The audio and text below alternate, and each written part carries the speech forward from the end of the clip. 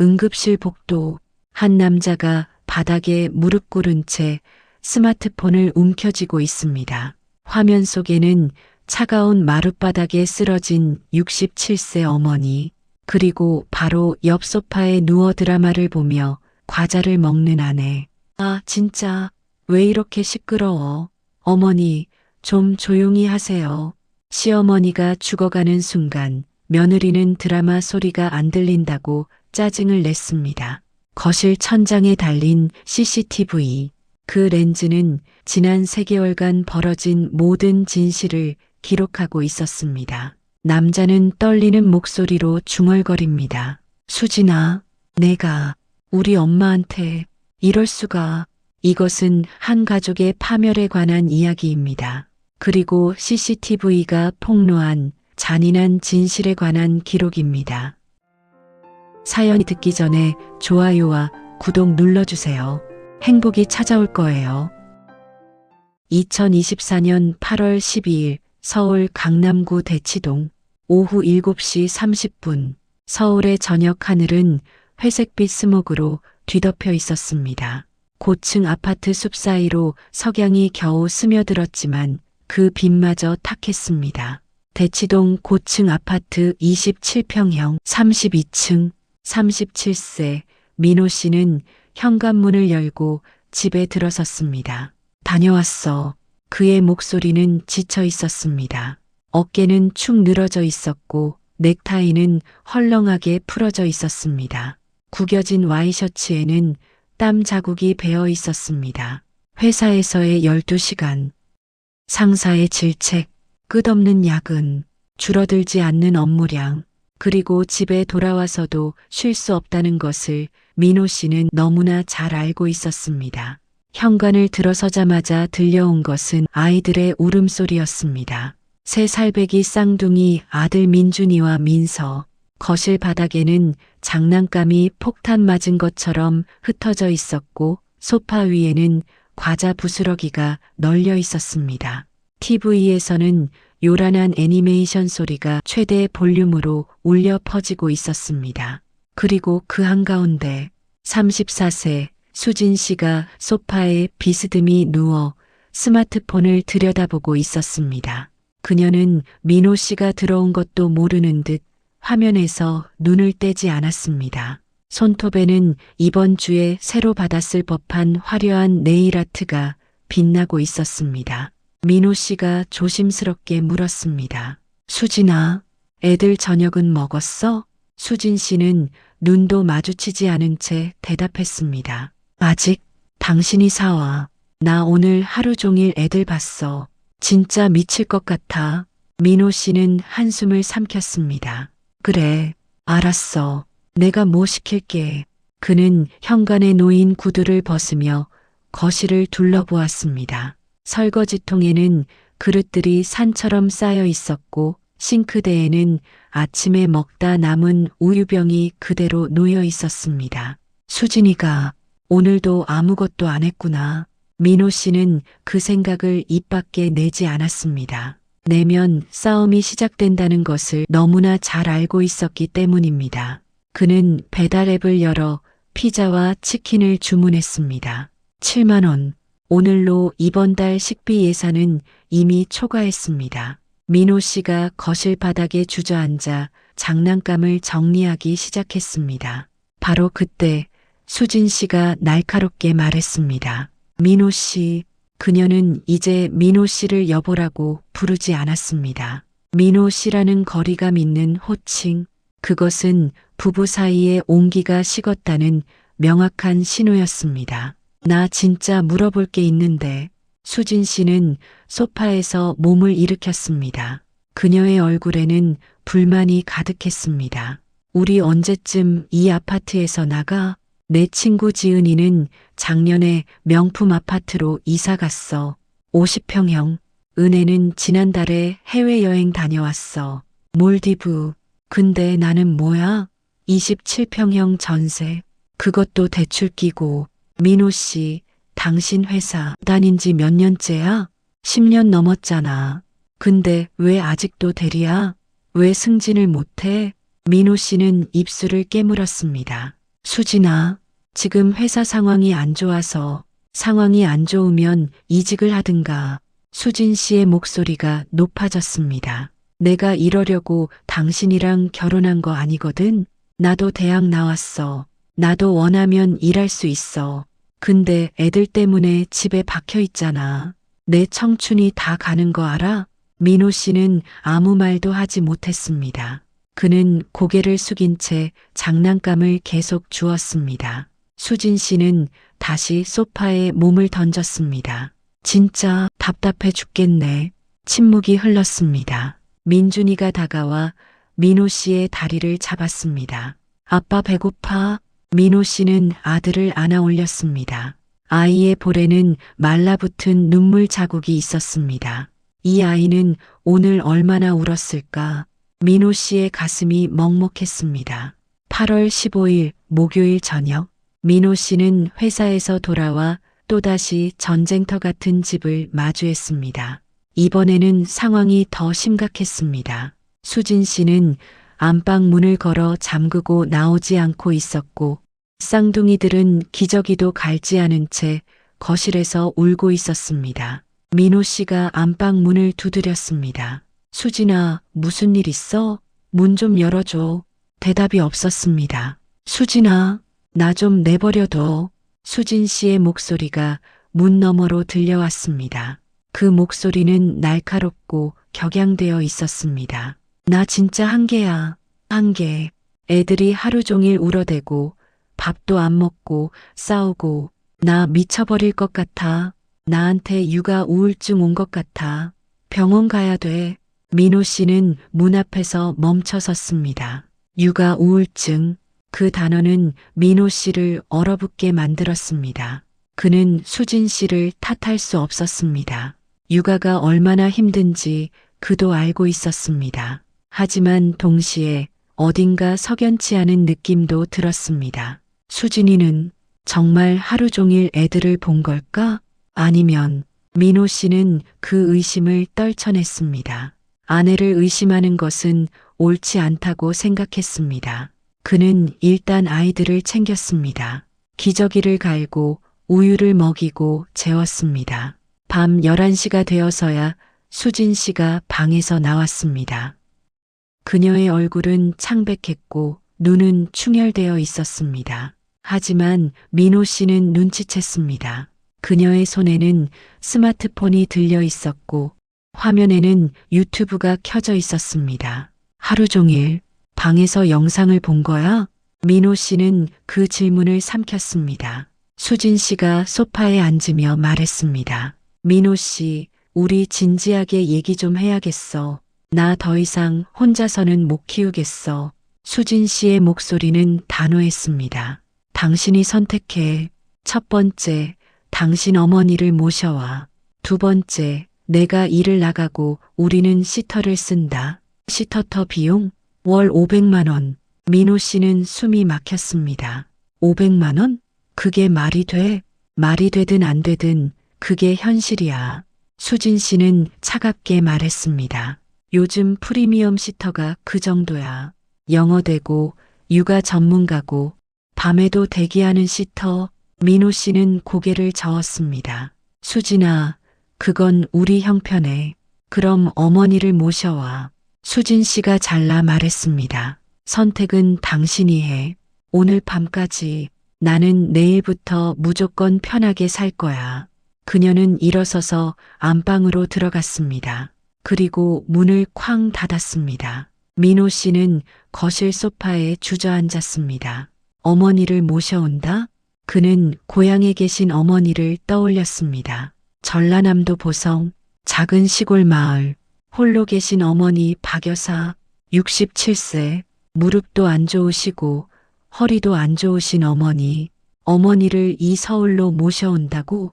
쌍둥이 육아를 어머니한테 맡긴다고? 민호 씨는 마음이 무거웠습니다. 하지만 다른 선택지가 없었습니다.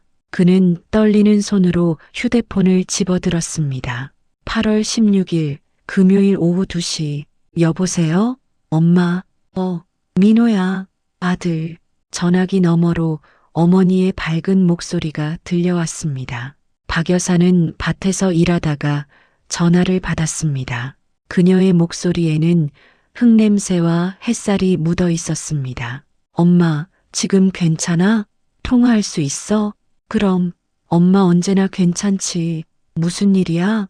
민호 씨는 목이 메었습니다. 어머니의 밝은 목소리를 들으니 죄책감이 밀려왔습니다. 엄마 사실은 그는 한참을 머뭇거리다가 말했습니다. 수진이가 육아 때문에 너무 힘들어해. 쌍둥이가 워낙 손이 많이 가니까. 그래서 엄마한테 부탁 좀 드리려고. 박 여사는 아들의 말을 끊었습니다. 엄마 올라가면 되지. 당연하지. 엄마가 가야지. 내 손주들인데. 금쪽 같은 내 손주들. 할미가 안아줘야지. 그녀의 목소리는 기쁨으로 가득했습니다. 망설임이라고는 단 1초도 없었습니다. 하지만 엄마, 서울이 멀잖아. 그리고 쌍둥이 키우는 게 진짜 힘든데. 엄마 무릎도 안 좋으시고 허리도. 아이고 이놈아. 박 여사가 웃으며 말했습니다. 엄마가 아직 늙은 줄 아냐? 엄마 아직 쌩쌩하다. 힘 좋아. 밭일하는 거보다 손주 보는 게 100배 낫지. 걱정 마라, 내 아들. 엄마가 다 해줄게. 민호 씨는 눈시울이 뜨거워졌습니다. 엄마 고마워. 고맙긴. 당연한 거지. 그럼 엄마 내일 모레쯤 올라갈게. 짐 싸고 파김치랑 참기름해서 갈게. 우리 손주들 보고 싶어 죽겠다. 전화가 끊어졌습니다. 민호 씨는 휴대폰을 내려다보았습니다. 어머니의 기쁨 가득한 목소리가 귓가에 맴돌았습니다. 하지만 그는 알지 못했습니다. 어머니의 그 순수한 기쁨이 곧 지옥 같은 고통으로 변할 것이라는 것을, 그리고 자신이 어머니를 지옥으로 보내는 것이라는 것을. 8월 17일 토요일 저녁, 민호 씨는 수진 씨에게 어머니가 오신다는 소식을 전했습니다. 수진 씨는 소파에 앉아 네일샵 예약을 확인하며 대답했습니다. 그래, 언제? 내일 모레쯤. 알았어. 그럼 방 정리해야겠네.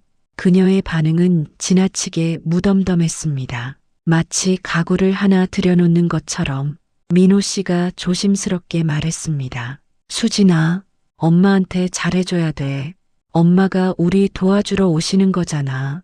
수진 씨는 고개도 돌리지 않은 채 대답했습니다. 알았어, 알았어. 당연히 잘해주지. 근데 규칙은 정해야 돼. 규칙? 응. 내 방에는 못 들어오시게 하고, 냉장고 내 거 건드리시면 안 되고, 청소나 육아는 어머니가 하시는 거고, 나는 내 일정 있으니까 자유롭게 움직이는 거. 민호 씨는 불안했습니다. 수진아, 그런데 그건 좀. 왜? 시터 쓰는 것보다 나은데? 수진 씨가 날카롭게 반박했습니다. 어머니는 공짜잖아. 월 500만 원 안 나가잖아. 그럼 이 정도 규칙은 있어야지. 아니면 어때? 시터 쓸래? 민호 씨는 입을 다물었습니다. 수진 씨는 다시 휴대폰을 들여다보며 중얼거렸습니다.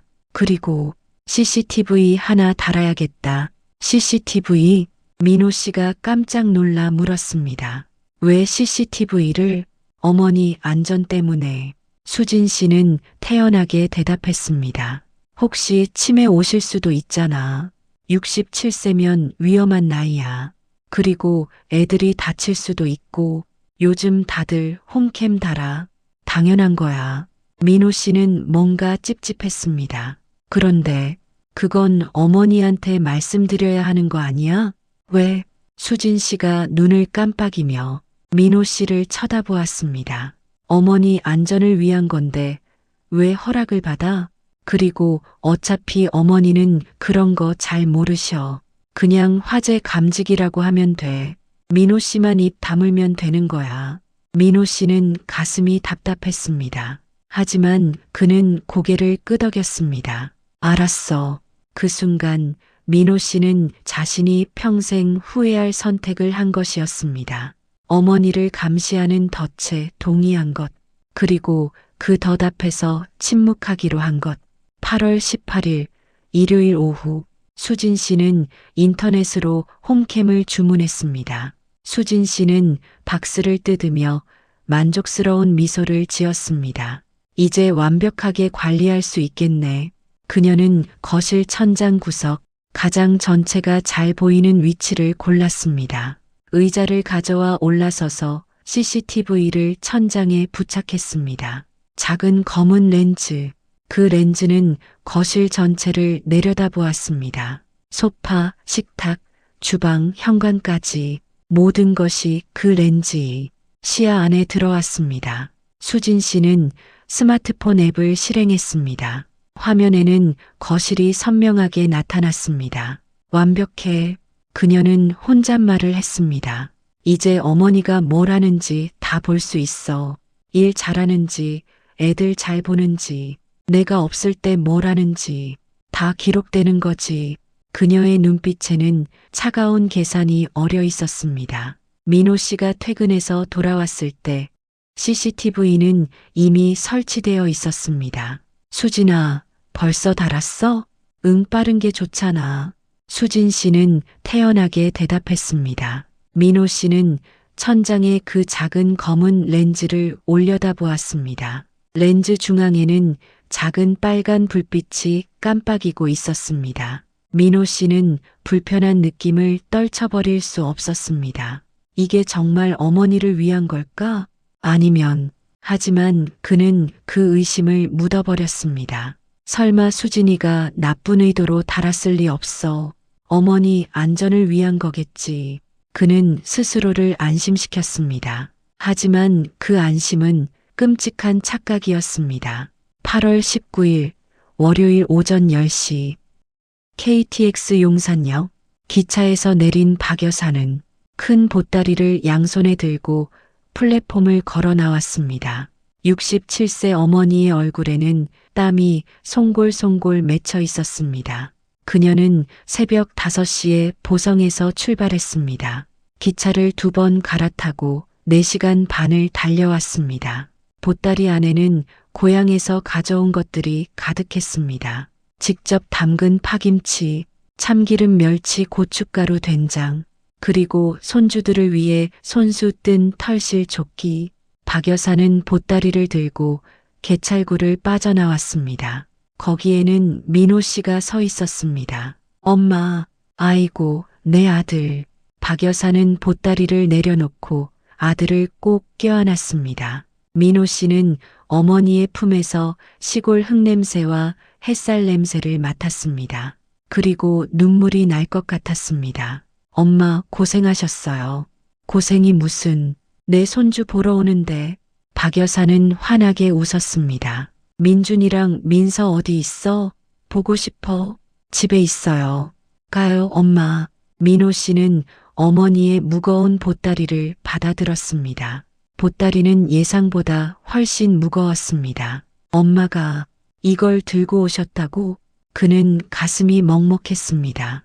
택시를 타고 집으로 향하는 동안 박 여사는 창밖을 신기한 듯 바라보았습니다. 서울은 참 높은 건물이 많구나. 사람도 많고. 우리 민호 여기서 매일 출퇴근하는 거야? 힘들겠다, 아들. 민호 씨는 대답 대신 어머니의 손을 꼭 잡았습니다. 어머니의 손은 거칠었습니다. 수십 년간 밭일을 하신 손, 주름지고 굳은 살이 박힌 손. 하지만 그 손은 따뜻했습니다. 엄마, 미안해요. 민호 씨는 속으로 사과했습니다. 8월 19일 오전 11시 30분 대치동 아파트 앞 박 여사는 고개를 들어 32층 건물을 올려다보았습니다. 아이고, 저기가 우리 아들 집이야? 저렇게 높은 데서 사냐? 무섭지도 않아? 민호 씨는 씁쓸하게 웃었습니다. 괜찮아요, 엄마. 금방 익숙해지실 거예요. 엘리베이터를 타고 32층에 올라갔습니다. 박 여사는 엘리베이터 안에서 계속 손잡이를 꼭 잡고 있었습니다. 그녀에게 이런 높은 건물은 처음이었습니다. 초인종을 눌렀습니다. 문이 열렸습니다. 그곳에는 수진 씨가 서 있었습니다. 그녀는 깔끔한 홈웨어를 입고 있었고 얼굴에는 화장이 되어 있었습니다. 머리는 단정하게 묶여 있었고 미소를 짓고 있었습니다. 완벽하게 준비된 미소. 어머니, 오셨어요. 어서 오세요. 수진 씨의 목소리는 밝았습니다. 박 여사는 환하게 웃으며 집 안으로 들어섰습니다. 아이고, 수진아. 고생이 많지? 우리 손주들은 어디 있어? 할미 왔다. 거실에서 쌍둥이들이 뛰어나왔습니다. 할미, 박 여사는 무릎을 꿇고 손주들을 양팔로 껴안았습니다. 아이고, 우리 민준이. 민서야, 할미가 보고 싶었지? 얼마나 컸니? 어쩜 이렇게 예쁘니? 그녀의 눈에는 눈물이 그렁그렁 맺혔습니다. 수진 씨는 그 모습을 보며 미소를 유지했습니다. 하지만 그녀의 눈은 웃고 있지 않았습니다. 박 여사는 보따리를 풀었습니다. 자, 봐봐. 할미가 뭐 가져왔는지. 파김치, 고향에서 직접 담갔어. 참기름도 있고, 멸치도 있고, 그리고 이거 할미가 직접 떴어. 조끼야. 그녀는 손주들에게 털실 조끼를 입혀주었습니다. 수진 씨는 보따리에서 나는 냄새에 살짝 코를 찡그렸습니다. 저 낡은 보자기, 냄새 나네. 하지만 그녀는 미소를 유지했습니다. 어머니, 고생하셨어요. 근데 이 짐은 좀 많으시네요. 냄새도 조금 강하고요. 혹시 이불 같은 건 안 가져오셨죠? 제가 새 이불 준비했어요. 박 여사는 당황했습니다. 아, 그래. 미안하다. 내가 생각이 짧았네. 그럼 이거 베란다에 놓을게. 수진 씨는 박 여사를 거실로 안내했습니다. 어머니, 앉으세요. 제가 차 드릴게요. 그녀는 부엌으로 가서 믹스커피를 탔습니다. 그리고 박 여사 앞에 놓으며 말했습니다. 어머니, 제가 미리 말씀드릴 게 있어요. 저는요, 오늘부터 제 스케줄이 있어요. 요가도 다니고, 필라테스도 다니고, 친구도 만나야 하고요. 그래서 어머니가 주로 애들 봐주셔야 해요. 박 여사는 고개를 끄덕였습니다. 그럼 당연하지. 그러라고 내가 온 거 아니냐. 걱정 마라. 내가 다 볼게. 수진 씨는 만족스럽게 미소 지었습니다. 감사해요, 어머니. 그리고 한 가지 더. 저 방은 제 방이니까 들어오시면 안 돼요. 청소도 제가 할게요. 그리고 냉장고에 제 음식 있잖아요. 그건 건드리지 말아주세요. 제가 따로 관리하는 거예요. 박 여사는 순간 당황했습니다. 냉장고를 건드리지 말라고? 하지만 그녀는 며느리를 거스르고 싶지 않았습니다. 아, 그래. 알았다. 내가 조심할게. 수진 씨는 다시 한번 환하게 웃었습니다. 어머니, 그럼 푹 쉬세요. 저는 오후에 약속 있어서 나갈게요. 애들은 어머니가 봐주시면 돼요. 박 여사는 깜짝 놀랐습니다. 지금 벌써? 네. 오래전부터 잡아놨던 약속이에요. 수진 씨는 이미 가방을 챙기고 있었습니다. 수진 씨는 문을 쾅 닫고 나갔습니다. 거실에는 박 여사와 쌍둥이들만 남았습니다. 박 여사는 천천히 주위를 둘러보았습니다. 낯선 집, 차가운 분위기, 그리고 천장 구석에 달린 작은 검은 렌즈. 박 여사는 그것을 보지 못했습니다. 하지만 그 렌즈는 박 여사를 보고 있었습니다. 그리고 모든 것을 기록하기 시작했습니다. 8월 19일 오후 1시 현관문이 닫히는 소리. 그 소리와 동시에 수진 씨는 완전히 다른 사람이 되었습니다. 엘리베이터 안에서 그녀는 거울을 보며 립스틱을 고쳐 발랐습니다. 그녀의 얼굴에는 만족스러운 미소가 번졌습니다. 드디어 이제 자유다. 엘리베이터 문이 열리고 그녀는 가벼운 발걸음으로 밖으로 나갔습니다. 그녀가 향한 곳은 요가 학원도 필라테스 센터도 아니었습니다. 강남역 근처의 한 고급 카페. 그곳에는 이미 그녀의 친구들이 기다리고 있었습니다. 수진아, 왔어? 언니들 기다렸지? 수진 씨는 친구들 사이에 앉았습니다. 테이블 위에는 비싼 커피와 케이크가 놓여 있었습니다. 야, 너 오늘 얼굴 왜 이렇게 좋아? 친구 지은이가 물었습니다. 수진 씨는 키득거리며 대답했습니다. 그럴만하지. 오늘부터 나 자유야. 무슨 소리야? 시어머니 모셔왔어. 오늘 아침에. 헐, 진짜? 친구들이 눈을 크게 떴습니다. 수진 씨는 우쭐하게 말을 이었습니다. 응, 시골에서 올라오셨어. 이제 애들은 다 시어머니가 보시는 거지. 나는 완전 자유. 시터 쓰면 월 500 나가는데 시어머니는 공짜잖아. 완전 이득이지. 친구들이 웃었습니다. 야, 그래도 시어머니 모시는 거 스트레스 아냐? 아니, 전혀. 수진 씨는 자신만만하게 말했습니다. 내가 처음부터 선 확실하게 그었어. 내 방 들어오지 마. 내 냉장고 건드리지 마. 애들은 네가 봐. 청소는 네가 해. 완전 명확하게. 와, 대박. 그게 먹혀? 당연하지. 시골 노인네인데. 수진 씨의 말에 친구들이 키득거렸습니다. 그리고 말이야. 수진 씨는 스마트폰을 꺼냈습니다. 나 CCTV도 달았어. CCTV? 응, 거실 천장에. 그녀는 앱을 실행시켰습니다. 화면에는 거실이 실시간으로 나타났습니다. 박 여사가 쌍둥이들과 놀아주고 있는 모습이 보였습니다. 이거 봐. 지금 뭐 하는지 다 보여. 일 잘하는지 감시하는 거야. 친구들이 감탄했습니다. 야, 너 진짜 똑똑하다. 요즘 다들 그렇게 해. 당연한 거지. 수진 씨는 화면을 보며 말했습니다. 시어머니한테는 화재 감지기라고 했어. CCTV인 줄도 모르고 계시지. 남편도 입 다물고 있고. 친구들이 웃음을 터뜨렸습니다. 완전 꿀이네, 진짜. 나도 시어머니 모셔올까? 수진 씨는 만족스럽게 커피를 홀짝였습니다. 화면 속 박 여사는 쌍둥이를 안고 있었습니다. 하지만 수진 씨의 눈에는 그 모습이 아무런 감동도 주지 못했습니다. 그저 일하는 사람일 뿐이었습니다. 시각 대치동 아파트. 박 여사는 쌍둥이들과 씨름하고 있었습니다. 민준이가 울고 민서가 뛰어다니고 장난감이 사방으로 흩어졌습니다. 아가야, 할미 좀 도와다오. 너무 빨리 뛰면 다쳐. 박 여사는 민서를 붙잡으려 했지만 아이는 계속 도망쳤습니다. 민준이가 울음을 터뜨렸습니다.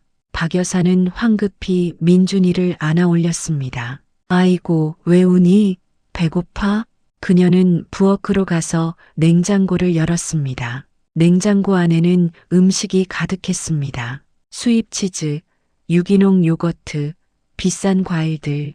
하지만 박 여사는 손을 뻗지 못했습니다. 며느리가 건드리지 말라고 했지. 그녀는 냉장고 문을 닫았습니다. 그리고 구석에 있는 작은 칸을 열었습니다. 거기에는 김치와 반찬 몇 가지만 있었습니다. 이걸로 애들 밥을 해야 하나. 박 여사는 고민했습니다. 하지만 시간이 없었습니다. 아이들은 계속 울고 있었습니다. 그녀는 서둘러 밥을 지었습니다. 쌀을 씻고 물을 붓고 밥솥을 켰습니다. 그 사이 민서가 테이블 위에 물컵을 엎질렀습니다. 아이고, 박 여사는 황급히 걸레를 가져와 닦았습니다. 무릎을 꿇고 바닥을 닦는 동안 무릎 관절에서 뚝뚝 소리가 났습니다. 아이고, 무릎이. 통증이 밀려왔지만 그녀는 참았습니다. 밥이 다 되었습니다. 박 여사는 아이들에게 밥을 먹였습니다. 하지만 쌍둥이들은 밥을 거부했습니다.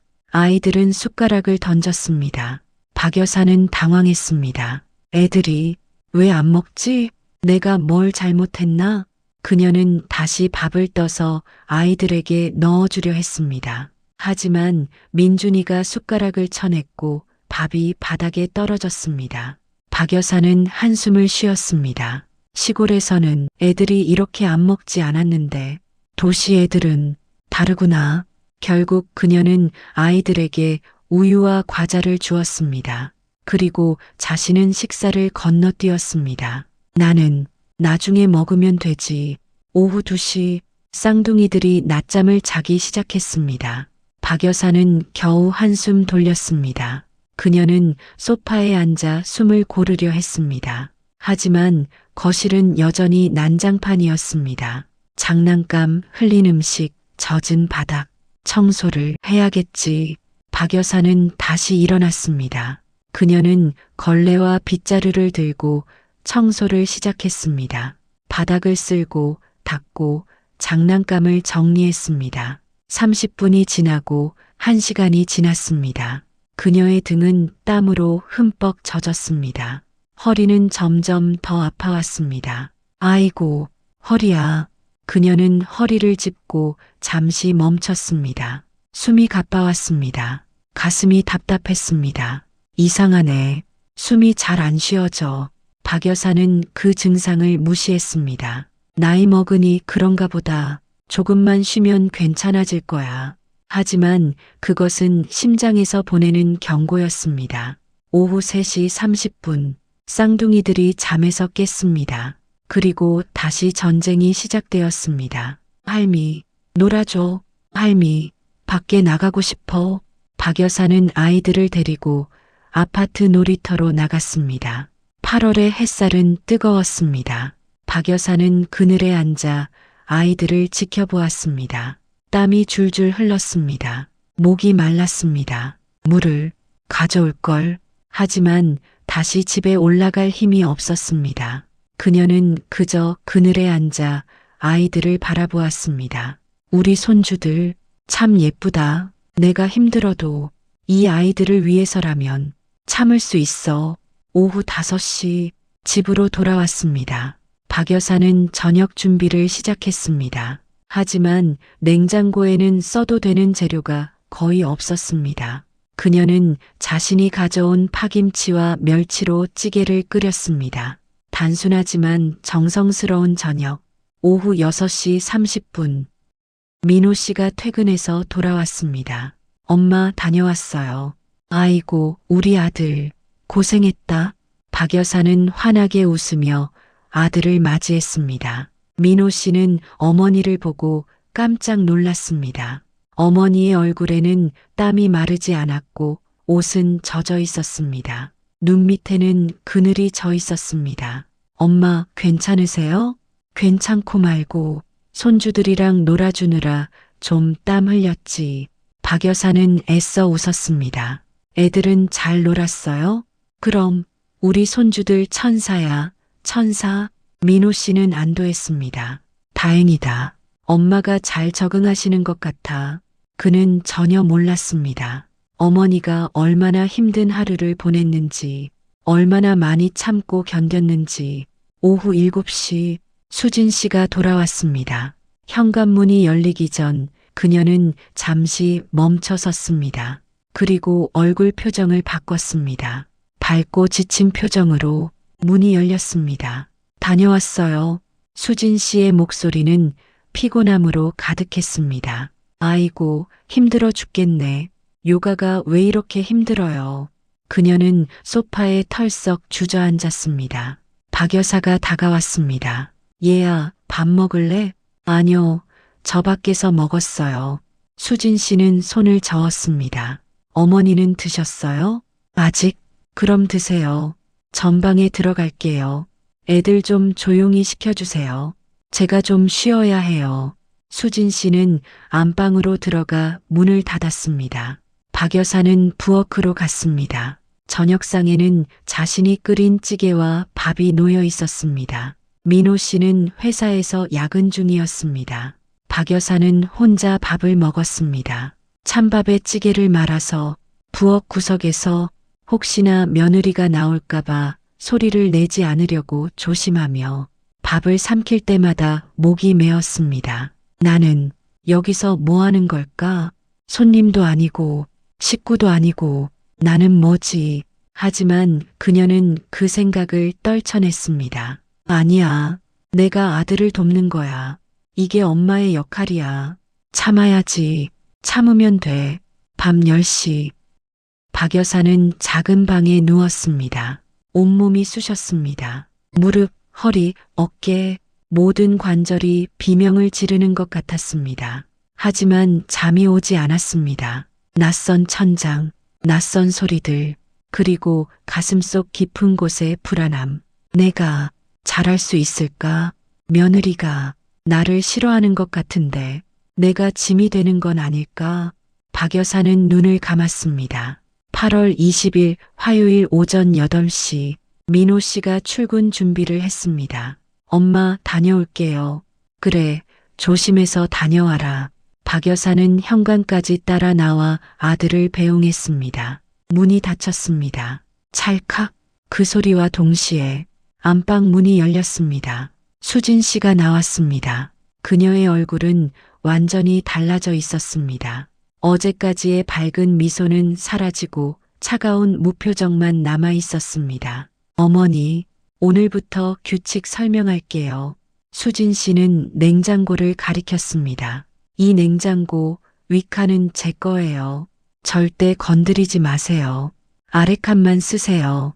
그리고 에어컨 함부로 켜지 마세요. 전기세 많이 나와요. 청소는 매일 하세요. 구석구석 설거지도 바로바로 하시고 음식물 쓰레기는 저녁 8시에 버리세요. 그 시간 놓치면 냄새 나요. 박 여사는 멍하니 며느리를 바라보았습니다. 수진 씨의 목소리는 명령조였습니다. 마치 고용주가 직원에게 지시하듯. 이해하셨어요? 좋아요. 그럼 전 나갈게요. 애들 잘 봐주세요.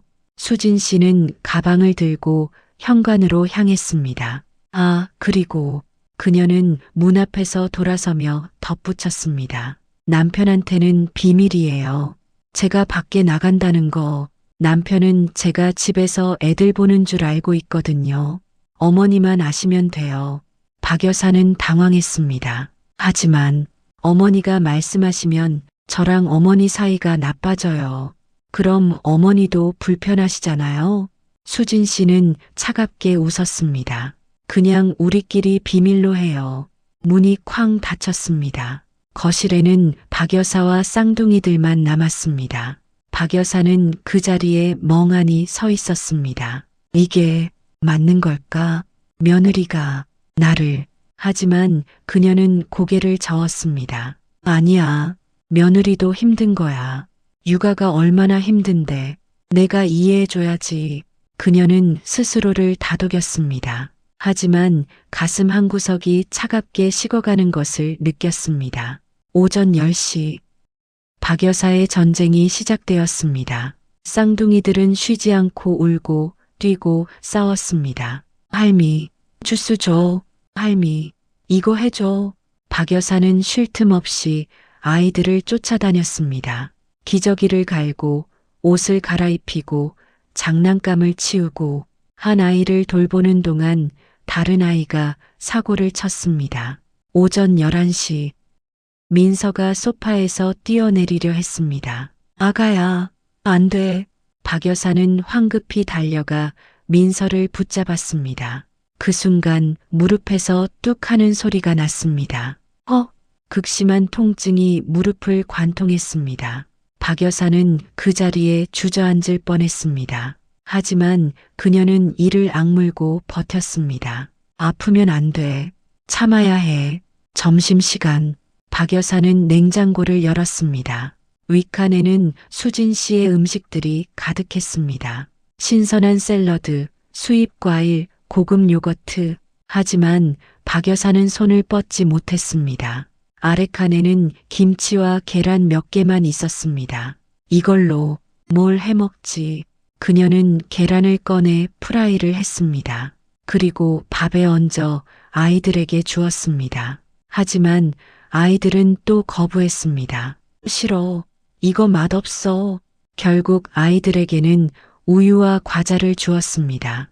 그리고 박 여사 자신은 찬밥에 김치 몇 조각, 그것을 싱크대 앞에서 서서 먹었습니다. 물로 밥알을 넘기는 동안 그녀의 눈에 눈물이 맺혔습니다. 나는 왜 이러고 있지? 하지만 그녀는 눈물을 닦았습니다. 참아야지.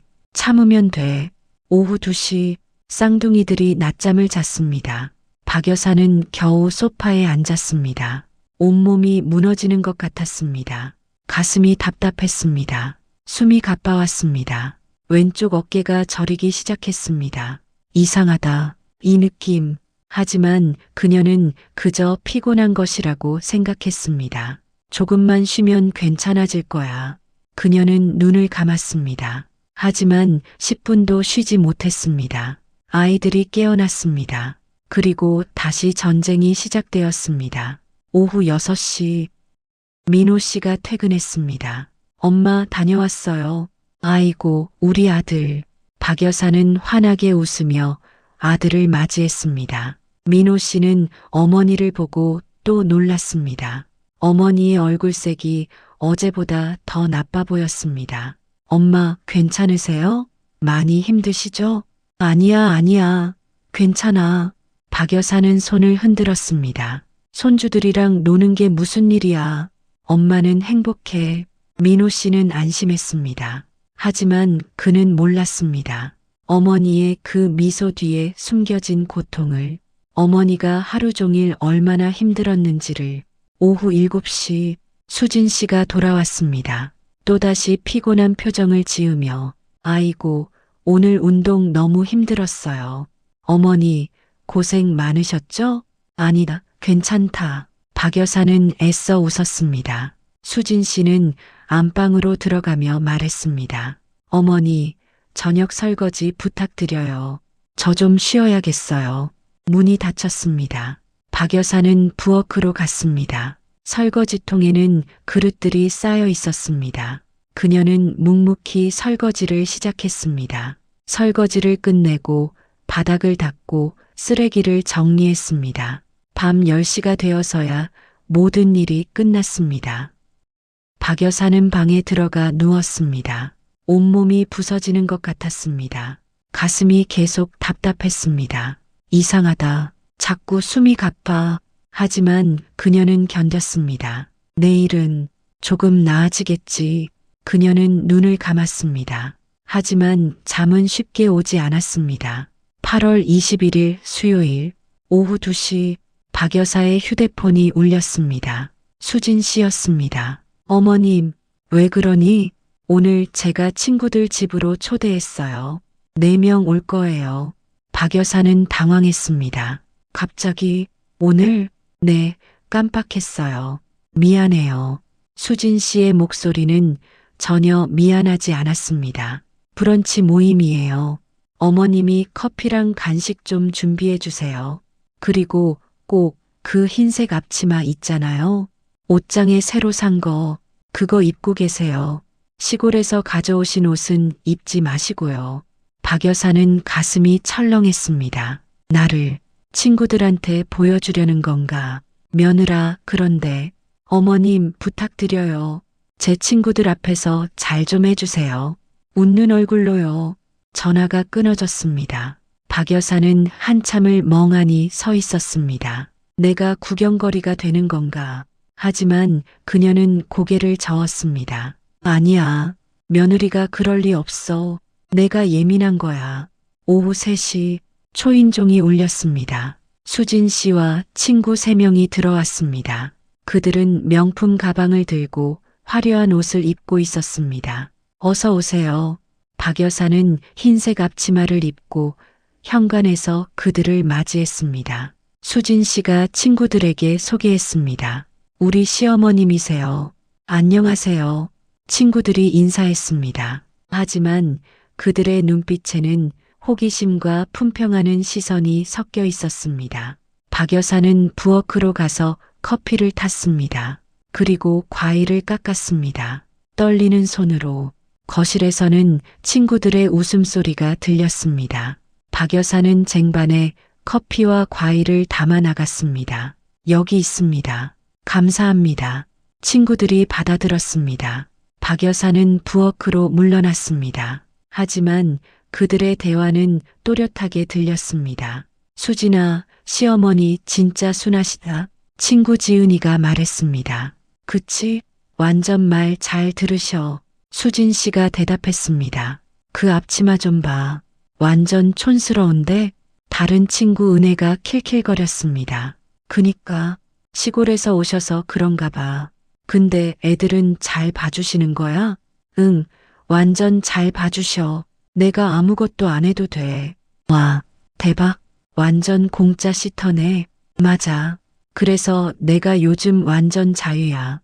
친구들이 웃었습니다. 그래도 시어머니 모시는 거 스트레스 아냐? 전혀. 선 확실하게 그어놨잖아. 저분은 그냥 일만 하시면 돼. 나는 내 생활하는 거지. 와, 너 진짜 똑똑하다. 부엌 구석에서 이 대화를 듣던 박 여사. 그녀의 손이 떨렸습니다. 주먹을 꽉 쥐었습니다. 나를 공짜 시터라고, 일만 하라고. 눈에서 눈물이 맺혔습니다. 하지만 그녀는 그 눈물을 닦았습니다. 참아야 해. 참아. 아들을 위해서, 손주들을 위해서. 거실에서 웃음소리가 계속 들렸습니다. 근데 수진아, 저분 건강은 괜찮으셔? 뭐, 나이가 있으시니까. 그래도 아직 괜찮으신 것 같아. 혹시 쓰러지시면 어쩌려고? 그럼, 그때 가서 생각하지 뭐. 수진 씨는 무심하게 대답했습니다. 어차피 나이 드신 분들은 다 그렇잖아. 친구들이 고개를 끄덕였습니다. 박 여사는 부엌 벽에 등을 기댔습니다. 가슴이 너무 아팠습니다. 심장이 아니라 마음이. 나는 이 집에서 사람이 아니구나. 그냥 도구구나.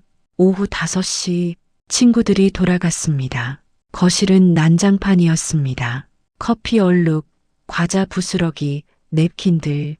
수진 씨가 말했습니다. 어머님, 이거 좀 치워주세요. 전 피곤해서 방에 들어갈게요. 깨끗하게 해주시고요. 물티슈로 소파도 닦아주세요. 박 여사는 대답했습니다. 알았다. 수진 씨는 안방으로 들어가 문을 닫았습니다. 박 여사는 무릎을 꿇고 청소를 시작했습니다. 바닥을 닦고 소파를 닦고 쓰레기를 모았습니다. 1시간이 지났습니다. 청소를 끝내고 일어서려는 순간 갑자기 눈앞이 깜깜해졌습니다. 어지럼증이 강하게 몰려왔습니다. 박 여사는 소파를 붙잡으려 했습니다. 하지만 손에 힘이 들어가지 않았습니다. 가슴이 쥐어짜듯 아팠습니다. 왼쪽 팔이 완전히 저려왔습니다. 아들아, 그녀는 비틀거렸습니다. 몸이 앞으로 쓰러졌습니다. 쿵! 박 여사는 거실 한가운데 바닥에 쓰러졌습니다. 그녀의 몸은 움직이지 않았습니다. 손에서 걸레가 떨어져 나갔습니다. 얼굴은 창백했습니다. 숨은 가늘게 이어지고 있었습니다. 천장의 CCTV, 그 작은 렌즈는 이 모든 순간을 기록했습니다. 박 여사가 쓰러지는 순간, 그 비극적인 장면을, 그리고 3분 후 안방 문이 열렸습니다. 수진 씨가 나왔습니다. 그녀는 이어폰을 끼고 스마트폰을 보고 있었습니다. 드라마를 보는 중이었습니다. 바닥에 쓰러진 박 여사를 보고도 그녀는 이어폰을 빼지 않았습니다. 에휴, 그녀는 짜증스럽게 중얼거렸습니다. 어머님, 왜 거기 누워 계세요? 청소 다 안 끝나신 거 아니에요? 박 여사는 대답하지 못했습니다. 수진 씨는 한 발짝 더 가까이 갔습니다. 그제야 뭔가 이상하다는 것을 느꼈습니다. 어머님? 그녀는 박 여사를 발로 살짝 건드렸습니다. 반응이 없었습니다. 어머님, 수진 씨는 당황했습니다. 그녀는 박 여사의 어깨를 흔들었습니다. 어머님, 정신 차리세요. 박 여사의 얼굴은 창백했고 입술은 파래져 있었습니다. 숨은 겨우 쉬고 있었습니다. 이게 무슨... 수진 씨는 휴대폰을 꺼냈습니다. 하지만 119를 누르기 전에 그녀는 멈췄습니다. 잠깐, 만약 119를 부르면 남편이 알게 되잖아. 내가 집에 없었다는 것도, 어머님을 일만 시켰다는 것도. 그녀의 머릿속이 빠르게 돌아갔습니다. 하지만 박 여사의 상태는 심각했습니다. 아니야, 일단 부르자. 나중에 변명하면 돼. 수진 씨는 119에 전화를 걸었습니다. 여보세요. 저희 시어머니가 쓰러지셨어요. 빨리 와주세요. 구급차가 도착하기까지 10분. 그 10분 동안 수진 씨는 어떻게 변명할지 생각했습니다. 어머님이 혼자 무리하신 거라고 해야지. 나는 말렸는데 안 들으셨다고. 나는 방에서 쉬고 있었다고. 완벽해. 구급차 사이렌이 울렸습니다. 구급대원들이 들어왔습니다. 환자분 상태가 어떻습니까? 갑자기 쓰러지셨어요. 제가 말렸는데 계속 일하시려고. 수진 씨는 울먹이는 목소리로 말했습니다. 구급대원들이 박 여사를 들것에 옮겼습니다. 혈압이 많이 떨어져 있습니다. 심박수도 불규칙하고요. 빨리 병원으로 가야겠습니다. 박 여사는 구급차에 실렸습니다. 수진 씨는 함께 탔습니다. 구급차가 출발했습니다. 그리고 그 순간 수진 씨는 휴대폰을 꺼내 민호 씨에게 전화를 걸었습니다. 여보, 큰일 났어. 어머님이 쓰러지셨어. 지금 구급차 타고 병원 가는 중이야. 빨리 와. 전화를 끊고 수진 씨는 창밖을 바라보았습니다. 그녀의 얼굴에는 걱정이 아니라 계산이 담겨 있었습니다. 어떻게 빠져나가지? 남편한테 뭐라고 해야 하지? CCTV는 괜찮겠지? 남편이 볼 리 없어. 설마 확인하겠어? 그녀는 안심했습니다. 하지만 그녀는 몰랐습니다. 이미 모든 것이 기록되어 있다는 것을, 그리고 그 기록이 곧 그녀를 파멸시킬 것이라는 것을. 오후 6시 30분 병원 응급실. 민호 씨는 회사에서 미친 듯이 뛰어나왔습니다. 택시를 잡아타고 병원으로 향했습니다. 엄마. 그의 머릿속은 하얗게 비어 있었습니다. 병원에 도착했습니다. 응급실 앞에는 수진 씨가 서 있었습니다. 그녀의 눈에는 눈물이 맺혀 있었습니다. 완벽하게 연출된 눈물. 여보, 수진 씨가 민호 씨에게 달려왔습니다. 어머님이, 엄마는 어디 계셔? 안에 계세요. 의사 선생님이 진찰 중이세요. 민호 씨는 응급실 안으로 들어가려 했습니다. 간호사가 막았습니다. 보호자분, 잠시만 기다려주세요. 곧 의사 선생님이 나오실 겁니다. 민호 씨는 복도에 주저앉았습니다. 도대체 어떻게 된 거야? 엄마가 왜 쓰러지신 거야? 수진 씨가 울먹이며 대답했습니다. 제가 말렸어요. 어머님이 자꾸 청소하시고 일하시려고 해서 쉬시라고 했는데 말을 안 들으셨어요. 그래서 결국 그녀는 얼굴을 손으로 가렸습니다. 민호 씨는 아내를 의심하지 않았습니다. 엄마가 무리하신 거구나. 내가 더 신경 썼어야 했는데. 30분 후 의사가 나왔습니다. 환자 보호자분? 네, 접니다. 민호 씨가 벌떡 일어났습니다. 의사는 심각한 표정이었습니다. 환자분은 급성 심근 허열 증상을 보이고 계십니다. 쉽게 말하면 심장에 무리가 온 거예요. 극심한 과로와 스트레스가 원인인 것 같습니다. 혈압도 많이 떨어져 있고요. 지금은 안정을 취하고 계십니다만 의사는 잠시 말을 멈췄습니다. 상태가 좋지 않습니다. 당분간 절대 안정이 필요하고 다시는 무리하시면 안 됩니다. 최악의 경우 민호 씨는 숨이 막혔습니다. 최악의 경우요? 심장마비로 이어질 수 있습니다. 그 말에 민호 씨는 무릎이 꺾였습니다. 환자분을 면회하실 수 있습니다. 하지만 조용히 해주세요. 민호 씨는 응급실 안으로 들어갔습니다. 작은 침대에 박 여사가 누워 계셨습니다. 산소 호흡기를 끼고 계셨습니다. 얼굴은 창백했습니다. 민호 씨는 어머니의 손을 잡았습니다. 엄마, 박 여사는 천천히 눈을 떴습니다. 민호야, 네 엄마, 제가 왔어요. 미안하다. 내가 짐이 됐구나. 무슨 말씀이세요? 민호 씨는 눈물을 흘렸습니다. 엄마는 짐이 아니에요. 제가 엄마를 제대로 못 챙겨서 제가 미안해요. 박 여사는 아들의 손을 꽉 잡았습니다. 괜찮다. 엄마는 괜찮아. 손주들 잘 봐야 하는데. 엄마, 그만하세요. 이제 쉬세요. 아무것도 하지 마세요. 민호 씨는 어머니의 손을 두 손으로 감쌌습니다. 그 순간 그의 머릿속에 한 가지 의문이 스쳤습니다. 엄마가 정말 혼자 무리하신 걸까? 수진이가 말린다고 했는데 정말 그랬을까? 그는 복도로 나와 수진 씨를 바라보았습니다. 수진 씨는 여전히 눈물을 닦고 있었습니다. 하지만 민호 씨는 뭔가 이상함을 느꼈습니다. 수진이의 눈물이 진짜일까? 아니면 그는 고개를 저었습니다. 아니야, 설마. 하지만 그 의심은 사라지지 않았습니다. 밤 9시 박 여사는 1인 병실로 옮겨졌습니다. 민호 씨는 병실을 지켰습니다. 수진 씨가 말했습니다. 여보, 나는 집에 가서 애들 봐야 해. 응, 그래. 가봐. 어머님, 괜찮으시겠지? 수진 씨의 목소리에는 걱정이 담겨 있었습니다. 하지만 민호 씨의 귀에는 그것이 연기처럼 들렸습니다. 가봐.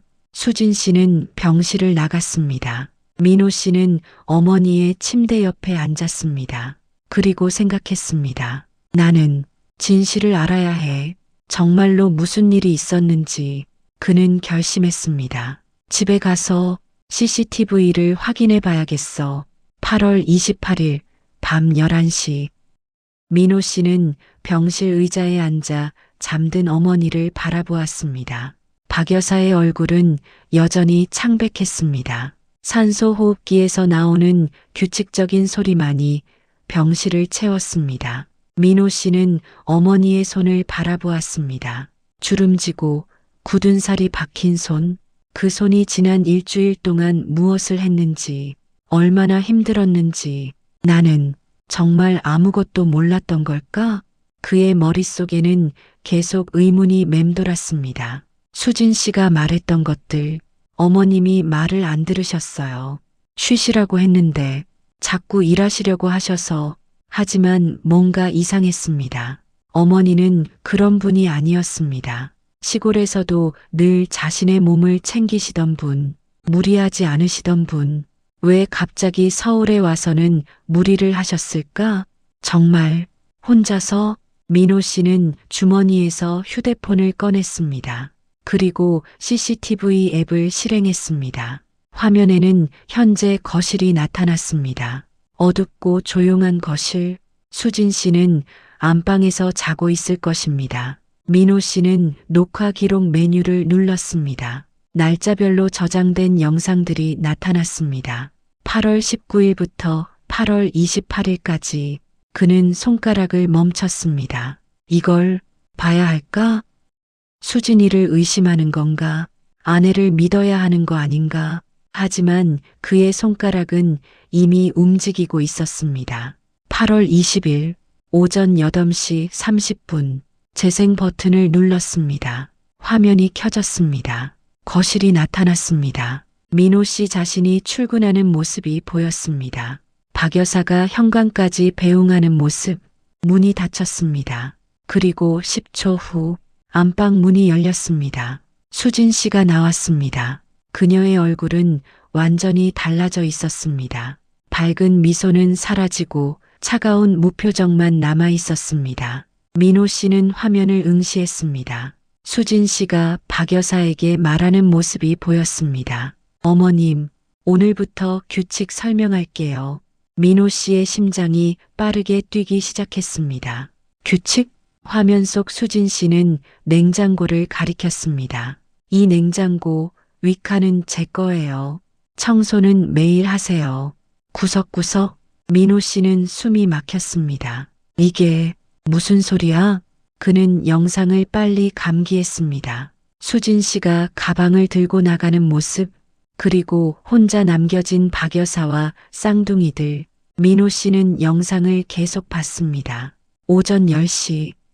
박 여사가 쌍둥이들을 돌보는 모습, 아이들을 안고 기저귀를 갈고 장난감을 치우고 쉬지 않고 움직이는 모습. 민호 씨는 영상을 2배속으로 돌렸습니다. 오전 11시, 12시, 오후 1시. 박 여사는 단 한 번도 앉지 못했습니다. 계속 아이들을 쫓아다녔습니다. 그리고 점심시간, 박 여사가 냉장고를 여는 모습, 그녀는 잠시 윗칸을 바라보다가 고개를 저었습니다. 그리고 아랫칸에서 김치만 꺼냈습니다. 찬밥을 꺼내 물에 말아서 싱크대 앞에 서서 먹는 모습, 민호 씨의 눈에서 눈물이 흘렀습니다. 엄마, 그는 입술을 깨물었습니다. 영상은 계속 흘러갔습니다. 오후 시간, 박 여사가 바닥을 닦는 모습, 무릎을 꿇고 손걸레로 구석구석 닦는 모습, 허리를 짚고 일어서려다 비틀거리는 모습. 민호 씨는 화면을 멈췄습니다. 그리고 다른 날짜를 눌렀습니다. 8월 21일, 8월 22일, 8월 23일, 모든 날이 똑같았습니다. 민호 씨가 출근하면 수진 씨는 나갔습니다. 박 여사는 혼자 쌍둥이를 돌봤습니다. 청소를 했습니다. 빨래를 했습니다. 식사는 항상 찬밥으로 서서 혼자. 민호 씨는 스마트폰을 쥔 손이 떨렸습니다. 이럴 수가, 수진이가. 그는 8월 28일 오늘의 영상을 찾았습니다. 오후 3시 수진 씨의 친구들이 온 장면. 민호 씨는 재생 버튼을 눌렀습니다. 화면에는 박 여사가 흰 앞치마를 입고 커피를 나르는 모습이 보였습니다. 그리고 거실에서 들리는 대화. 와, 대박. 완전 공짜 시터네. 맞아. 수진 씨의 목소리. 민호 씨는 스마트폰을 떨어뜨릴 뻔했습니다. 공짜 시터? 내 아내가 우리 엄마를. 그의 입에서 신음이 흘러나왔습니다. 영상은 계속되었습니다. 친구들이 돌아간 후 박 여사가 무릎을 꿇고 청소하는 모습, 그리고 그 순간 박 여사가 비틀거리는 모습, 소파를 붙잡으려 하는 모습, 하지만 손에 힘이 풀리고 쓰러지는 모습, 쿵, 바닥에 쓰러진 박 여사.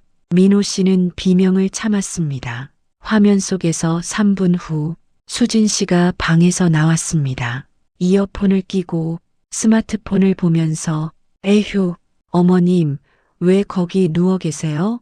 청소 다 안 끝나신 거 아니에요? 민호 씨는 스마트폰을 바닥에 내려놓았습니다. 그의 손은 떨리고 있었습니다. 온몸이 떨렸습니다. 그는 두 손으로 얼굴을 감쌌습니다. 내가 뭘 한 거야? 엄마를. 눈물이 주체할 수 없이 쏟아졌습니다. 병실 안에서 민호 씨는 소리 없이 울었습니다. 어깨가 떨렸습니다. 엄마, 제가 죄인입니다. 제가 엄마를 이렇게 만들었어요. 침대에 누운 박 여사는 여전히 잠들어 계셨습니다. 민호 씨는 일어났습니다. 그리고 복도로 나갔습니다. 차가운 복도 벽에 등을 기대고 주저앉았습니다. 스마트폰을 다시 집어들었습니다. 그리고 영상들을 하나하나 다시 봤습니다. 모든 날짜, 모든 순간, 어머니가 얼마나 힘들어 하셨는지, 얼마나 참으셨는지, 얼마나 외로우셨는지, 모든 것이 그 작은 화면 안에 담겨 있었습니다. 민호 씨는 마지막 영상을 저장했습니다. 날짜별로 폴더를 만들었습니다. 결정적인 장면들을 따로 저장했습니다. 수진 씨가 박 여사에게 규칙을 말하는 장면, 수진 씨가 집을 나가는 장면, 친구들과 박 여사를 공짜 시터라고 부르는 장면, 박 여사가 쓰러지는 장면, 수진 씨가 무관심하게 반응하는 장면, 모든 것을 증거로 남겼습니다. 민호 씨는 눈물을 닦았습니다. 그의 눈빛이 변했습니다. 슬픔에서 분노로, 죄책감에서 결심으로. 수진아, 그는 이를 악물었습니다. 나는 너를 절대 용서하지 않을 거야. 내가 엄마한테 한 짓, 내가 우리 엄마를 어떻게 대했는지 나는 다 봤어. 그리고 너는 그 대가를 치를 거야. 민호 씨는 일어섰습니다. 병실로 돌아갔습니다. 박 여사는 여전히 잠들어 계셨습니다. 민호 씨는 어머니의 손을 잡았습니다. 엄마, 죄송해요. 제가 너무 늦게 알았어요. 하지만 이제는 제가 엄마를 지킬게요. 그리고 엄마를 괴롭힌 사람은 절대로 용서하지 않을게요.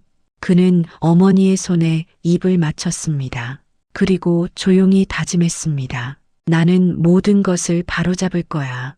엄마를 위해서. 8월 29일 목요일 오전, 민호 씨는 회사에 병가를 냈습니다. 그리고 병실을 나와 한 곳으로 전화를 걸었습니다. 여보세요. 법률 상담실입니까?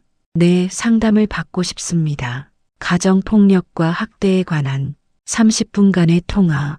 민호 씨는 변호사로부터 명확한 답을 들었습니다. 영상이 있다면 충분한 증거가 됩니다. 노인 학대로 고소할 수 있고 이혼 사유도 충분합니다. 위자료 청구도 가능하고요. 양육권도 당연히 의뢰인에게 유리합니다. 민호 씨는 고개를 끄덕였습니다. 알겠습니다. 며칠 뒤에 정식으로 상담받으러 가겠습니다. 전화를 끊었습니다. 민호 씨는 병실로 돌아갔습니다. 오전 10시. 박 여사가 눈을 떴습니다. 민호야. 네, 엄마. 여기 있어요. 민호 씨는 어머니의 손을 잡았습니다. 물 좀. 민호 씨는 물컵을 받쳐 어머니께 드렸습니다. 박 여사는 천천히 물을 마셨습니다. 고맙다, 아들아. 엄마, 괜찮으세요? 응, 많이 나아졌다. 박 여사는 미소를 지으려 했습니다. 하지만 그 미소는 너무 약했습니다. 민호야. 네, 엄마. 미안하다. 내가 짐이 돼서. 엄마. 민호 씨의 목소리가 높아졌습니다. 엄마는 짐이 아니에요. 절대로 짐이 아니에요. 제가 미안해요. 박 여사는 아들의 눈에 고인 눈물을 보았습니다. 왜 우니, 아들아? 엄마. 민호 씨는 어머니의 손을 두 손으로 꽉 잡았습니다. 엄마가 얼마나 힘드셨는지 제가 이제 다 알았어요. 박 여사의 눈이 커졌습니다. 뭘 알았다는 거냐? 엄마가 집에서 어떻게 지내셨는지, 수진이가 엄마한테 뭐라고 했는지, 엄마가 혼자 얼마나 힘드셨는지 다 봤어요. 박 여사는 고개를 돌렸습니다. 아들아, 그건 엄마 숨기지 마세요. 민호 씨는 스마트폰을 꺼냈습니다. CCTV에 다 찍혔어요. 제가 다 봤어요. 박 여사의 눈에서 눈물이 흘렀습니다. 민호야, 나는 괜찮았다. 며느리도 힘들었을 거야. 엄마. 민호 씨는 고개를 저었습니다. 엄마는 왜 그렇게 참으셨어요? 왜 저한테 말씀하지 않으셨어요? 제가 도와드릴 수 있었는데. 박 여사는 울먹였습니다. 내가 너한테 짐이 될까봐, 너희 부부 사이가 나빠질까봐. 그래서 참았다. 엄마. 민호 씨는 어머니를 끌어안았습니다. 죄송해요, 엄마. 제가 엄마를 지켜드렸어야 하는데 제가 너무 모자랐어요. 두 사람은 한참을 울었습니다. 오후 2시 병실 문이 열렸습니다. 수진 씨가 들어왔습니다. 그녀는 손에 과일 바구니를 들고 있었습니다. 어머님, 괜찮으세요? 그녀의 목소리는 걱정으로 가득했습니다. 하지만 민호 씨는 그 목소리가 가짜라는 것을 알고 있었습니다. 여보, 밤새 힘들었지? 수진 씨가 민호 씨에게 다가왔습니다. 민호 씨는 아내를 바라보았습니다. 그의 눈빛은 차가웠습니다. 수진 씨는 그 눈빛에 순간 멈칫했습니다. 여보, 수진아. 민호 씨의 목소리는 얼음장처럼 차가웠습니다. 수진 씨의 표정이 굳었습니다. 왜 그래? 우리 얘기 좀 하자. 무슨 얘기? 밖에서 민호 씨는 일어섰습니다. 엄마, 잠깐 다녀올게요. 그래, 다녀와라. 박 여사는 불안한 눈빛으로 아들을 바라보았습니다. 민호 씨와 수진 씨는 병실 밖으로 나갔습니다. 복도 끝, 사람이 없는 곳. 민호 씨는 수진 씨를 마주보고 섰습니다. 여보, 대체 무슨 일이야? 수진 씨가 당황한 목소리로 물었습니다. 민호 씨는 스마트폰을 꺼냈습니다. 이거 봐. 화면을 수진 씨에게 보여줬습니다. 화면에는 수진 씨가 박 여사에게 규칙을 말하는 영상이 재생되고 있었습니다. 수진 씨의 얼굴이 하얗게 변했습니다. 이건 끝까지 봐. 민호 씨는 차가운 목소리로 말했습니다. 영상이 계속 재생되었습니다. 수진 씨가 집을 나가는 장면, 친구들과 박 여사를 공짜 시터라고 부르는 장면, 박 여사가 쓰러지는 장면, 수진 씨는 말문이 막혔습니다. 여보, 이건 오해야. 오해? 민호 씨의 목소리가 낮아졌습니다. 어디가 오해야? 너가 우리 엄마한테 한 짓이? 엄마를 공짜 시터라고 부른 게, 엄마가 쓰러지는데도 드라마 보던 게 어디가 오해야? 민호 씨의 목소리가 높아졌습니다. 수진 씨는 뒤로 물러섰습니다. 여보, 나도 힘들었어. 육아가 너무 힘들어서. 그래서 우리 엄마를 죽일 뻔했어? 그건 너는 우리 엄마한테 살인미수를 한 거야. 민호 씨는 이를 악물었습니다. 나는 이제 알았어. 너가 어떤 사람인지, 너의 진짜 얼굴이 뭔지. 수진 씨는 눈물을 흘리기 시작했습니다. 여보, 미안해. 내가 잘못했어. 다시는 안 그럴게. 용서해줘. 응?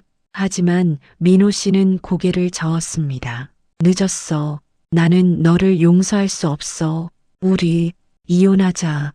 수진 씨는 그 자리에 얼어붙었습니다. 뭐라고? 이혼하자고. 민호 씨는 단호하게 말했습니다. 나는 이미 변호사랑 상담했어. 이 영상은 모두 증거가 될 거야. 노인 학대로 고소도 할 수 있어. 위자료도 청구할 거고, 양육권도 당연히 내가 가질 거야. 수진 씨는 무릎이 꺾였습니다. 안 돼. 이혼은 안 돼. 애들은 어떻게? 애들은 내가 키울 거야. 너 같은 사람한테 맡길 수 없어. 민호 씨는 돌아섰습니다. 변호사 통해서 연락할게. 여보, 수진 씨가 민호 씨의 팔을 붙잡았습니다. 제발, 한 번만 용서해줘. 민호 씨는 그 손을 뿌리쳤습니다. 손 떼, 너 얼굴 보기도 싫어. 그는 병실로 돌아갔습니다. 수진 씨는 복도에 주저앉았습니다. 그녀의 세계가 무너지고 있었습니다. 8월 30일 금요일 오전 10시 민호 씨는 병원 로비의 조용한 구석에 앉아 휴대폰을 들고 있었습니다. 그는 심호흡을 했습니다. 그리고 전화를 걸었습니다. 여보세요, 장인어른이십니까? 민호야. 무슨 일이냐? 수진 씨의 아버지 장인어른의 목소리가 들렸습니다. 장인어른, 죄송하지만 내일 병원으로 와주실 수 있으십니까? 장모님도 함께요. 장인어른은 당황했습니다. 병원? 무슨 일인데? 어머니가 쓰러지셔서 입원 중이십니다. 그게 무슨 소리야? 그리고 장인어른께 꼭 말씀드려야 할 일이 있습니다. 수진이에 관한 일입니다. 민호 씨의 목소리는 무겁고 단호했습니다. 장인어른은 뭔가 심상치 않음을 느꼈습니다. 알았다. 내일 아침에 갈게. 감사합니다. 전화가 끊어졌습니다. 민호 씨는 병실로 돌아갔습니다. 박 여사는 침대에 앉아 창밖을 바라보고 계셨습니다. 엄마, 괜찮으세요? 응, 많이 나아졌다. 박 여사는 아들을 보며 미소 지었습니다. 아들아, 네 엄마. 수진이는 어떻게 됐니? 민호 씨는 어머니 옆에 앉았습니다. 엄마, 걱정하지 마세요. 제가 다 정리할게요. 하지만 박 여사는 불안한 표정을 지었습니다. 너희 부부가 이혼하면 쌍둥이들은 어떡하니? 엄마도 마음이 아프고. 엄마, 민호 씨는 어머니의 손을 잡았습니다. 엄마는 아무 걱정도 하지 마세요. 애들은 제가 잘 키울게요. 그리고 엄마를 그렇게 대한 사람을 저는 용서할 수 없어요. 박 여사는 아들의 눈을 보았습니다. 그 눈에는 확고한 결심이 담겨 있었습니다. 알았다, 아들아. 내가 옳다고 생각하는 대로 해라. 민호 씨는 고개를 끄덕였습니다. 8월 31일 토요일 오후 2시 병원 1인 병실. 민호 씨는 의자를 4개 준비했습니다. 그리고 노트북을 펼쳐 놓았습니다. 오후 2시 정각 문이 열렸습니다. 수진 씨의 부모님이 들어오셨습니다. 장인어른과 장모님, 두 분 모두 심각한 표정이었습니다. 어서 오십시오. 민호 씨가 인사했습니다. 민호야, 어머니는 괜찮으시냐? 장모님이 먼저 박 여사에게 다가갔습니다. 네, 많이 나아지셨습니다. 박 여사는 고개를 숙였습니다. 죄송합니다. 이렇게 오시게 해서 무슨 말씀을. 어머님, 편찮으신데 죄송하다니요. 장모님은 진심으로 걱정하는 표정이었습니다. 그때 문이 다시 열렸습니다. 수진 씨가 들어왔습니다. 그녀의 얼굴은 부어 있었습니다.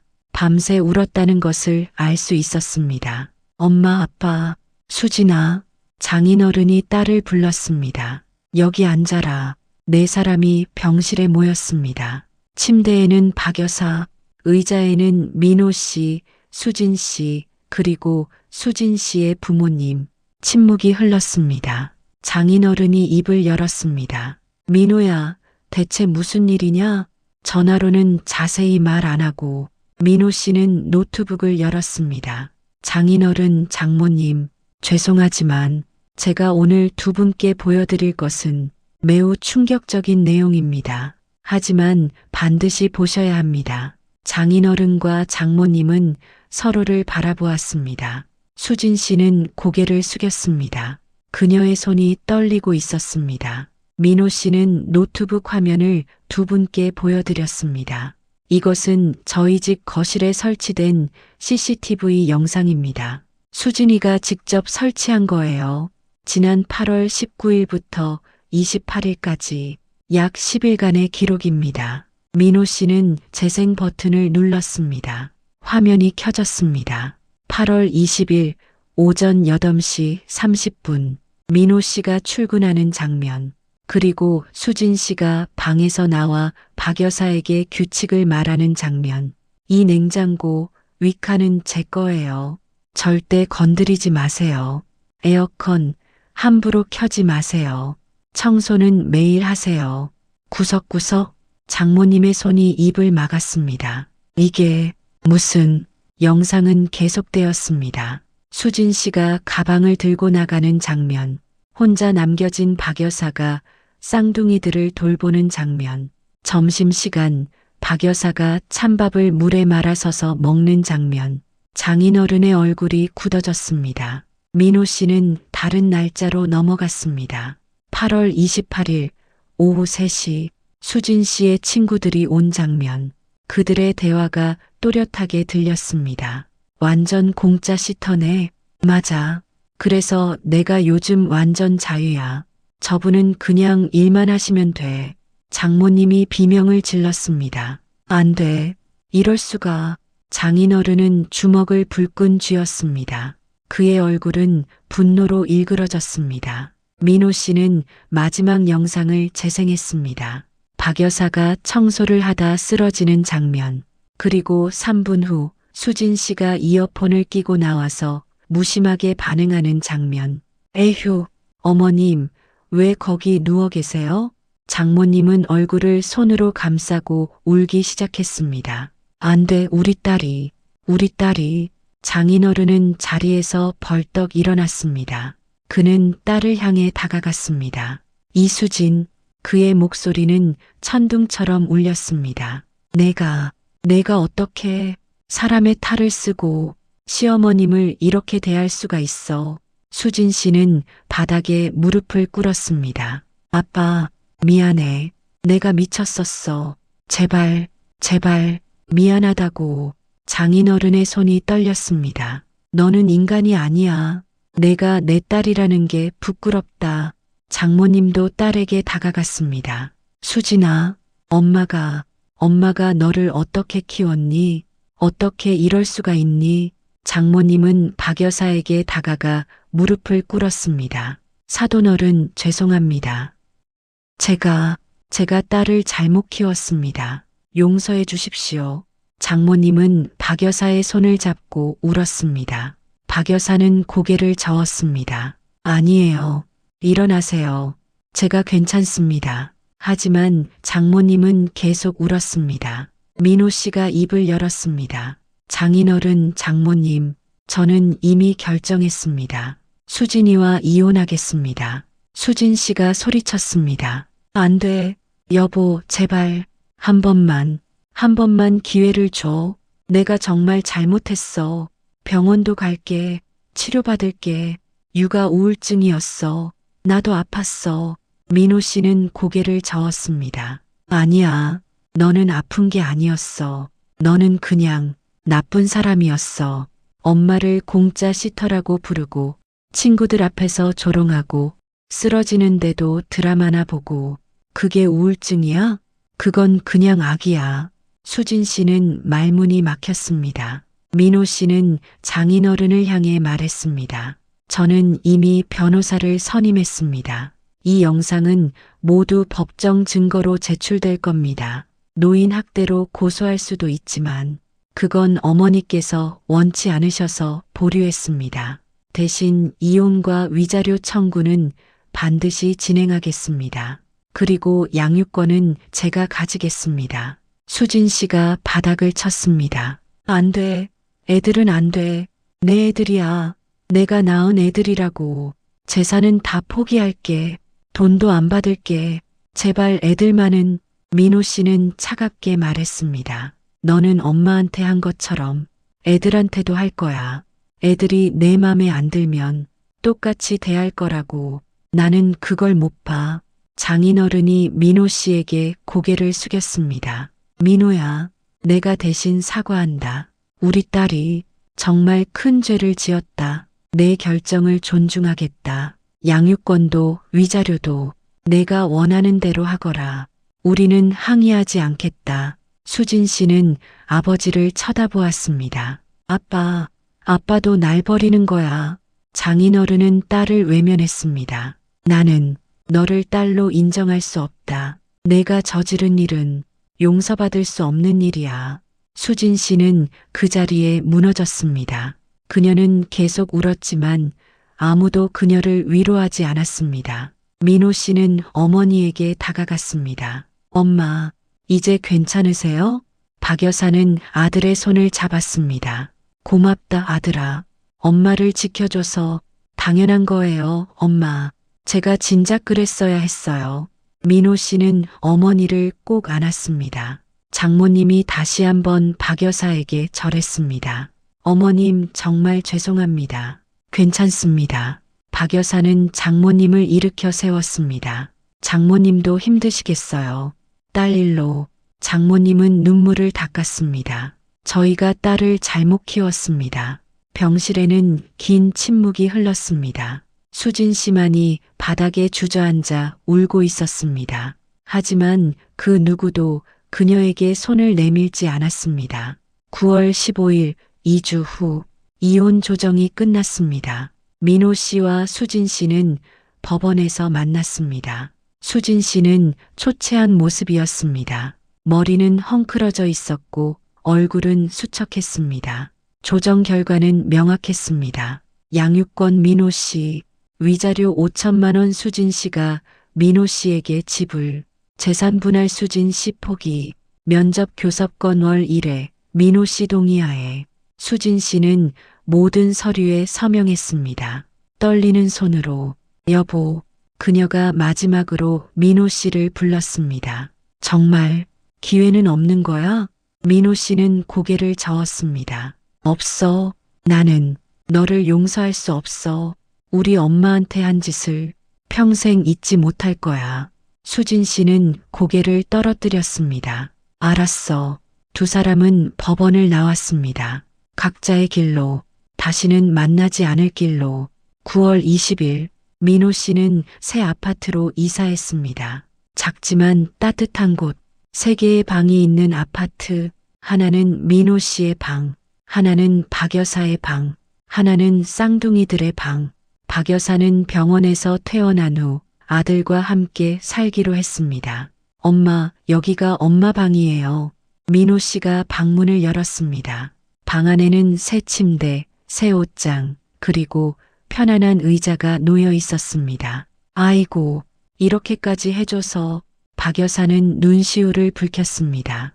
엄마, 이제는 편하게 사세요. 아무 일도 하지 마시고 그냥 손주들이랑 놀아주시기만 하면 돼요.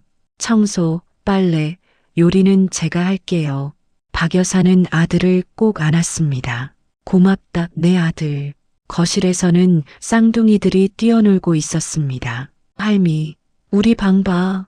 할미, 같이 놀자. 박 여사는 손주들에게 다가갔습니다. 이번에는 무릎이 아프지 않았습니다. 가슴이 답답하지 않았습니다. 마음이 편안했습니다. 그래, 할미가 간다. 박 여사는 손주들과 함께 웃었습니다. 민호 씨는 그 모습을 보며 미소 지었습니다. 이제 엄마가 행복하실 수 있겠다. 그리고 나도 제대로 된 아들이 될 수 있겠다. 창밖으로 햇살이 들어왔습니다. 따뜻한 햇살. 새 아파트에는 더 이상 CCTV가 없었습니다. 감시의 렌즈가 없었습니다. 오직 사랑과 평화만이 있었습니다. 그리고 수진 씨는 부모님 집에서 살고 있었습니다. 혼자서.